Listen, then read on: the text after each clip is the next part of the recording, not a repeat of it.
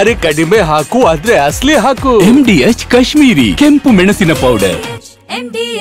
ಬಂಗ್ಲೆಗುಡ್ಡದಲ್ಲಿ ಮತ್ತೆ ಉತ್ಖನನ ಶುರು ಆಗುತ್ತಾ? ಈಗಾಗಲೇ ಎಲ್ಲ ದಾಖಲೆಗಳನ್ನು ಕೂಡ ಸಂಬಂಧಪಟ್ಟಂತ ಅಧಿಕಾರಿಗಳು ಸಂಗ್ರಹಿಸಿದ್ದಾರೆ.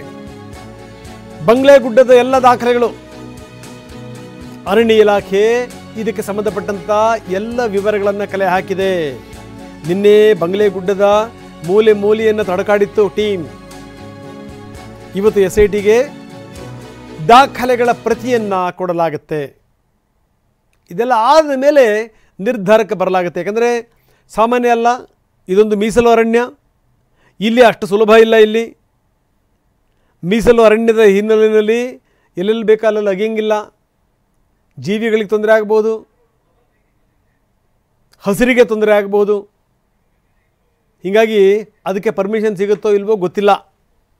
ಆದರೆ ಈ ವ್ಯಕ್ತಿ ಏನು ಮಾತಾಡ್ತಾ ಇದ್ದಾನಲ್ಲ, ಈ ವ್ಯಕ್ತಿಯ ಮಾತಿನಿಂದ, ಅಂದರೆ ವಿಠಲಗೌಡ ಹಾಕಿರುವಂಥ ಬಾಂಬ್ ಇದೆಯಲ್ಲ, ಅದಕ್ಕೆ ಸಂಬಂಧಪಟ್ಟಂಗೆ ಅಲ್ಲೇ ಅಗಿರಿ ಎಷ್ಟು ಸಿಗುತ್ತೆ ನೋಡಿ ಅನ್ನುವಂಥ ಮಾತನ್ನು ಹೇಳಿರೋದು. ಮೊದಲು ಹೇಳಿದಂಥ ಮಾಸ್ಕ್ ಮ್ಯಾನ್ ಹೇಳಿದ ಕಡೆಗೆ ಅಗದಿದ್ದೆ. ಆದರೆ ಏನೂ ಸಿಗಲಿಲ್ಲ. ಈಗ ವಿಠಲಗೌಡ ಹೇಳಿದ ಮಾತನ್ನು ನಂಬ್ಕೊಂಡು ಹೋಗಿ ಅಗಿತಾ ಹೋಗ್ಬಿಟ್ರೆ ಗತಿ ಏನು? ಮೊದಲೇ ಮೀಸಲು ಅರಣ್ಯ, ಕೆಲವೊಂದು ದಾಖಲೆಗಳು ಬೇಕು, ಕಾನೂನು ತೊಡಕಿದೆ, ಅಷ್ಟು ಸುಲಭ ಇಲ್ಲ, ಪರ್ಮಿಷನ್ ಸಿಗಲ್ಲ. ಹಿಂಗಾಗೇನು ಅಂತಂದರೆ ಇದೆಲ್ಲದರ ವಿವರಗಳನ್ನು SIT ಪಡೆದಿದೆ. ಅರಣ್ಯ ಇಲಾಖೆಯ ಸರ್ವೆ ರಿಪೋರ್ಟನ್ನು SIT ಪಡ್ಕೊಂಡಿದೆ. ಸ್ಥಳದ ಕಾನೂನು ಹಕ್ಕನ್ನು ನಿರ್ಧರಿಸಲಿಕ್ಕೆ ಕೇಳಿರುವಂಥ ಸಾಧ್ಯತೆ. ಯಾಕಂದರೆ ಮೀಸಲು ಅರಣ್ಯ ಆಗಿದೆ, ಅಲ್ಲಿ ಅಗಿಯಂಗಿಲ್ಲ ಬಗಿಯಂಗಿಲ್ಲ. ಅಲ್ಲಿ ಅರಣ್ಯ ಹಕ್ಕು, ವ್ಯಾಪ್ತಿ, ಗಡಿ, ಜವಾಬ್ದಾರಿ ಅದ್ರ ಯಾರದ್ದು, ಏನು ಎತ್ತ, ಎಲ್ಲಿಂದ ಎಲ್ಲಿ ತನಕ ಇದರ ವ್ಯಾಪ್ತಿ ಬರುತ್ತೆ, ಈ ಎಲ್ಲದರ ವಿವರಗಳನ್ನು ನೋಡೇ ಕೈ ಹಾಕಬೇಕಲ್ಲ.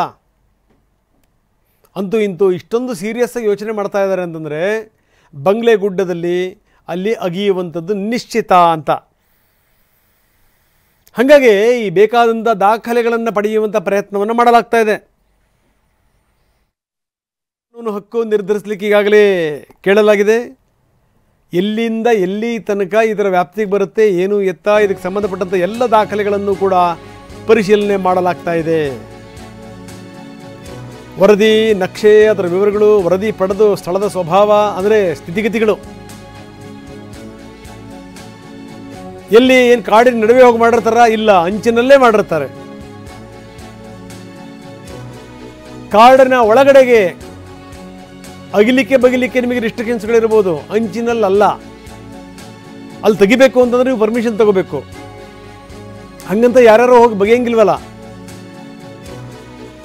ಈ ಹಿಂದೆ ಈ ಕಾಡಿನ ಅಂಚಿನಲ್ಲೇ ಮಾಡಲಾಗಿತ್ತು, ಏನು ಸಿಕ್ಕಿರಲಿಲ್ಲ. ಈಗ ತಿರ್ಗಾ ಅಲ್ಲೇ ಬಗೆದ್ರಾಗತ್ತಾ? ಒಳಗಡೆ ಹೋಗಬೇಕು.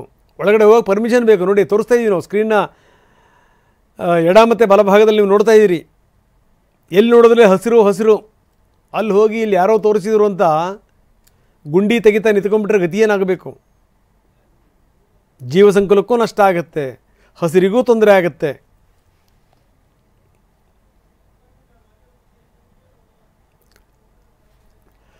ಹೀಗಾಗಿ ಈ ಕಾನೂನು ತಜ್ಞರ ಮೊರೆ ಹೋಗಿದೆ. ಕಾನೂನು ತಜ್ಞರಿಂದ ಮಾಹಿತಿಯನ್ನು ಕೂಡ ಕೇಳ್ತಾ ಇದೆ, ಎಲ್ಲಿ ಅಗದ್ರೆ ಏನು ಎತ್ತ ಅಂತ. ಯಾಕಂದರೆ ಅದಕ್ಕೂ ಕೂಡ ಗೊಂದಲ ಇದೆ SITಗೆ. ನೀವು ಯಾವುದೋ ಕಾಲದಲ್ಲಿ ತಗೊಂಡೋಗಿ ಹೆಣ ಹಾಕಿದ್ರು ಅಂತ ಈಗ ಗಿಡ ಮರಗಳೆಲ್ಲ ಬೆಳೆದಾದ್ಮೇಲೆ ಅಲ್ಲಿ ಹೋಗಿ ಬಗದ್ರೆ ಆಗತ್ತಾ?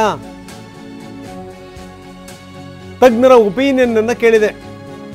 ಕಾನೂನು ತಜ್ಞರ ಒಪಿನಿಯನ್. ವಿಠಲಗೌಡ ತೋರಿಸಿದಂಥ ಸ್ಥಳದಲ್ಲಿ ಮಹಾಜರು ಮಾಡಬೇಕಾ ಬೇಡವಾ? ಇಡೀ ಬಂಗ್ಲೆಗುಡ್ಡದಲ್ಲಿ ಮಹಾಜರು ಮಾಡಬೇಕಾ ಬೇಡವಾ? ಏನು ಗಿಶಿನ್ ಎಲ್ಲ ತರಿಸಿದ್ರು, ಏನು ಸ್ಕ್ಯಾನಿಂಗ್ ಥರ ಮಾಡಿಬಿಟ್ರು. ಅಲ್ಲಿ ಸಿಗದೇ ಇರುವಂಥದ್ದು ಇಲ್ಲಿ ಸಿಗುತ್ತಾ ಗೊತ್ತಿಲ್ಲ. ಯಾಕಂದರೆ ಇಷ್ಟೊಂದೆಲ್ಲ ಆದಮೇಲೂ ಕೂಡ ವಿಠಲಗೌಡ ಇಷ್ಟು ದೊಡ್ಡ ಮಟ್ಟದಲ್ಲಿ ಹೇಳ್ತಾ ಇದ್ದಾನೆ ಅಂತಂತಂದರೆ ಆತನಿಗೆಲ್ಲ ಒಂದು ಕಡೆ ಕಾನ್ಫಿಡೆನ್ಸ್ ಇರಬೇಕು, ಅಥವಾ ಆತ ನೋಡಿರಬೇಕು.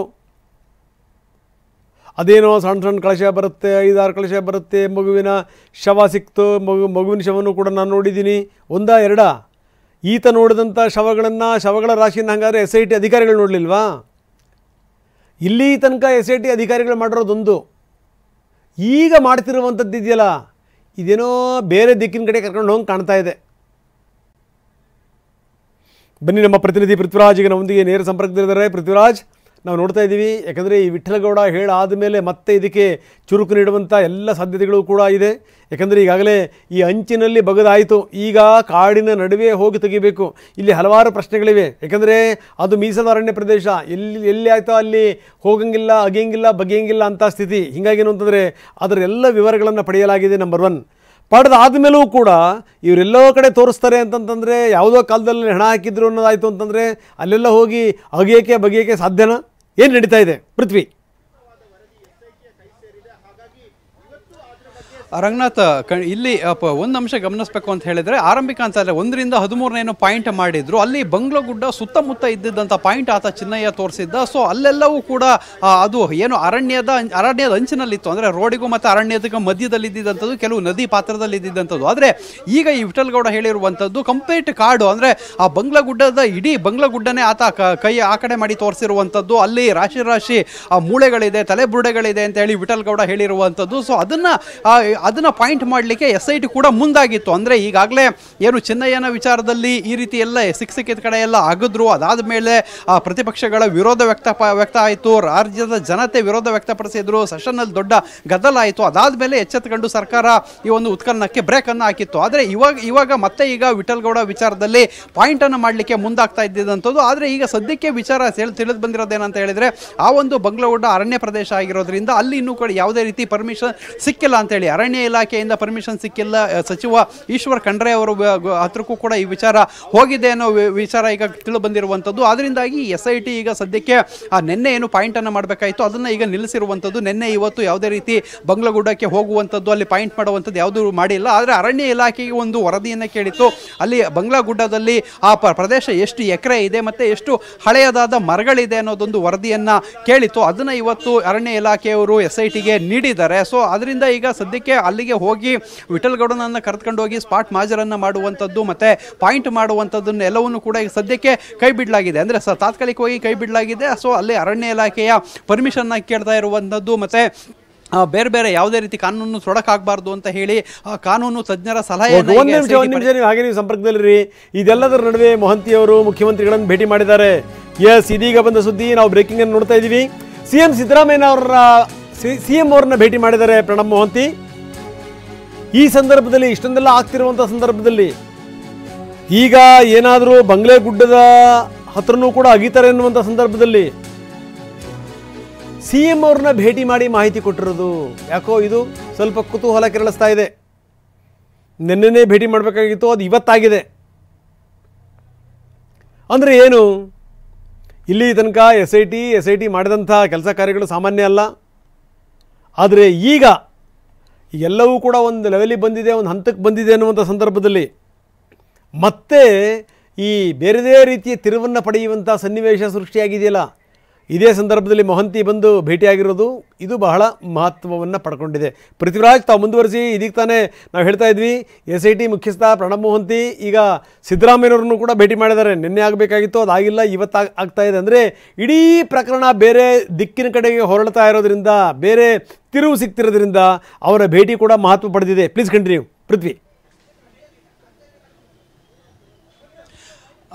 ಖಂಡಿತ ರಂಗನಾಥ್, ಈ ಒಂದು ಬೆಳವಣಿಗೆಗಳನ್ನ ಪ್ರತಿಯೊಂದನ್ನು ಕೂಡ ಹೋಮ್ ಮಿನಿಸ್ಟ್ರಿಗೆ ಯಾವುದನ್ನು ಕೂಡ ರಿವ್ಯೂವನ್ನು ಮಾಡ್ತಾ ಇಲ್ಲ. ಅಂದರೆ ಹೋಮ್ ಮಿನಿಸ್ಟ್ರಿಗೆ ಕೊಡ್ತಾ ಇದನ್ನು ಚರ್ಚೆ ಮಾಡ್ತಾ ಇಲ್ಲ. SIT ಡೈರೆಕ್ಟ್ ಆಗಿ ಇದನ್ನು CM ಜೊತೆನೇ ಚರ್ಚೆ ಮಾಡ್ತಾ ಇರುವಂಥದ್ದು. ಅಂದರೆ ಆರಂಭಿಕ ಹಂತಗಳಿಂದಲೂ ಕೂಡ SIT ಏನೇನು ಮಾಡುತ್ತೆ ಅದನ್ನು CMಗೆ ಬ್ರೀಫ್ ಮಾಡ್ತಾ ಇತ್ತು. ಸೊ ಆದರೆ ಆ ಹೋಮ್ ಮಿನಿಸ್ಟ್ರಿಗೆ ಬ್ರೀಫ್ ಮಾಡ್ತಾ ಇರಲಿಲ್ಲ, ಡೈರೆಕ್ಟಾಗಿ CMನೇ ಇಲ್ಲೇ ಎಲ್ಲ ವಿಚಾರಗಳನ್ನು ತಿಳ್ಕೊಳ್ತಾ ಇದ್ರು. ಸೊ ಈಗಲೂ ಕೂಡ ನಿನ್ನೆ ಮೊಹಂತಿ ವಾಪಸ್ ಆಗಿರುವಂಥ ವಿಚಾರ ಕೂಡ ಅದೇ ಆಗಿತ್ತು. ಯಾಕೆಂತ ಹೇಳಿದರೆ ನಿನ್ನೆ ಏನು ಆ ಒಂದು ಪಾಯಿಂಟ್ನಲ್ಲಿ ಅರಣ್ಯ ಇಲಾಖೆಯವರು ಏನು ಅಂದರೆ ಉತ್ಖನನ ಆಗಿರ್ಬೋದು, ಪಾಯಿಂಟ್ ಮಾಡೋದಾಗಿರ್ಬೋದು, ಸದ್ಯಕ್ಕೆ ಯಾವುದೋ ರೀತಿ ಮಾಡಲಿಕ್ಕೆ ಅವರು ಅವಕಾಶವನ್ನು ಕೊಡಲಿಲ್ಲ. ಸೊ ಅದಕ್ಕೋಸ್ಕರ ನಿನ್ನೆ ಮೊಹಂತಿಯವರು ಬೆಂಗಳೂರಿಗೆ ವಾಪಸ್ಸಾಗಿ ನಿನ್ನೆನೇ CM ಜೊತೆ ಮಾತಾಡಬೇಕಾಗಿತ್ತು. ಆದರೆ ಇವತ್ತು ಈಗ CMನೇ ಭೇಟಿ ಮಾಡಿದಾಗ ಕೂಡ ಇದೇ ವಿಚಾರವನ್ನು ಪ್ರಸ್ತಾಪ ಮಾಡುವಂತಹ ಎಲ್ಲ ಸಾಧ್ಯತೆಗಳಿದೆ. ಸೊ ಈ ವಿಚಾರಕ್ಕೆ ಸಂಬಂಧಪಟ್ಟಂತೆ ಅರಣ್ಯ ಇಲಾಖೆಯವರು ಈ ರೀತಿ ಹೇಳಿರುವಂಥದ್ದು ಮತ್ತು ಮುಂದೆ ಏನೇನು ಲೀಡ್ ಸಿಕ್ಕಿದೆ ಅವರಿಗೆ, ಮುಂದೆ ಅವರ ಪ್ಲಾನ್ಗಳು ಏನಿದೆ ಅದನ್ನೆಲ್ಲವನ್ನು ಕೂಡ CM ಜೊತೆ ಚರ್ಚೆ ಮಾಡಿ ಇಲ್ಲಿ ಎಲ್ಲವನ್ನು ಕೂಡ ಮಾಡುವಂಥದ್ದು. ಇಲ್ಲಿ ಒಂದು ಅಂಶ ಗಮನಿಸಬೇಕು ಅಂತ ಹೇಳಿದರೆ, ರಾಜ್ಯದ ಮುಖ್ಯಮಂತ್ರಿಗಳಿಗೆ ಆಗ್ತಾ ಇರುವಂತಹ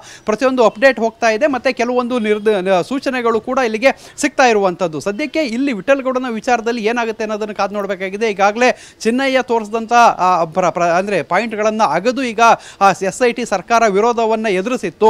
ಸದ್ಯಕ್ಕೆ ಈಗ ವಿಠಲ್ಗೌಡ ತೋರಿಸಿದಂಥ ಸಂದರ್ಭದಲ್ಲಿ ಆತ ಹೇಳಿರುವಂಥದ್ದು ಏನು ಬಗ್ಲಗುಡ್ಡದ ಮೇಲ್ಗಡೆನೆ ರಾಶಿ ಮೂಳೆಗಳಿದೆ ಅಂತ ಹೇಳಿರುವಂಥದ್ದು, ಅದು ಅಧಿಕಾರಿಗಳಿಗೂ ಕೂಡ ಕಾಣಿಸಿರಬೇಕು. ಅದು ಸುಳ್ಳ ನಿಜನ ಅದನ್ನ ಈಗ SIT ಮುಖ್ಯಸ್ಥರು ಸರ್ಕಾರಕ್ಕೆ ಹೇಳಬೇಕಾಗಿರುತ್ತೆ. ಆ ವಿಠಲ್ಗೌಡ ಮಾಡಿದಂತಹ ವಿಡಿಯೋದಲ್ಲಿರುವಂತಹ ಅಸಲಿಯತ್ತು SIT ಸರ್ಕಾರಕ್ಕೆ ಯಾವ ರೀತಿ ಕನ್ವಿನ್ಸ್ ಮಾಡುತ್ತೆ ಅನ್ನೋದನ್ನ ನೋಡಬೇಕಾಗುತ್ತೆ. ಅಲ್ಲೇನಾದ್ರೂ ಮೂಳೆಗಳು ಇದ್ರೆ ಅದನ್ನ ತೆಗೆಯುವಂತಹ ಪರ್ಮಿಷನ್ ಅದನ್ನ ತೆಗೆದುಕೊಳ್ಳುವಂತ ಕೆಲಸಕ್ಕೂ ಕೂಡ ಮುಂದಾಗ್ತಾರೆ. ಮತ್ತೆ ಏನಾದ್ರು ಡಿಗ್ಗಿಂಗ್ಗೆ ಅಂತ ಹೋಗೋದಾದ್ರೆ ಇಲ್ಲಿ ಆರಂಭಿಕ ಹಂತದಲ್ಲೂ ಮತ್ತೆ ಅದೇ ಪ್ರಶ್ನೆ ಹುಟ್ಕೊಳ್ಳುತ್ತೆ. ಡಿಗ್ಗಿಂಗ್ ಮಾಡ್ತಾರೆ ಅನ್ನೋದಾದ್ರೆ ಆರಂಭಿಕ ಹಂತದಲ್ಲಿ ಫಸ್ಟ್ ತನಿಖೆ ಮಾಡಿ ಅದಾದ್ಮೇಲೆ ಡಿಗ್ಗಿಂಗ್ ಮಾಡಿ ಅಂತ ಏನು ಚಿನ್ನಯ್ಯನ ವಿಚಾರದಲ್ಲಿ ಆ ಒಂದು ಮಾತುಗಳು ಕೇಳಿ ಬರ್ತಾ ಇತ್ತು, ಅದೇ ಮಾತುಗಳು ಈಗಲೂ ಕೂಡ ಕೇಳಬರುವಂತ ಸಾಧ್ಯತೆಗಳಿದೆ. ರಂಗನಾಥ್, ಓಕೆ, ಧನ್ಯವಾದ ತಮ್ಮೆಲ್ಲ ಮಾಹಿತಿಗೆ. ಇದು ನೋಡಿ ಇಲ್ಲಿಗಾಗಿರುವಂತಹ ಡೆವಲಪ್ಮೆಂಟ್ಗಳು. MDH ನ ಕಿಚನ್ ಅಲ್ಲಿದ್ರೆ ನಾವು ಎಲ್ಲವನ್ನು ಮಾಡಬಹುದು. ಬೆಂಗನ್ಕ ಬರ್ತಾ, ಆಲೂ ಗೋಬಿ, ಬಿಂಡಿ ಮಸಾಲಾ, ಇನ್ನೂ ಬಹಳಷ್ಟು.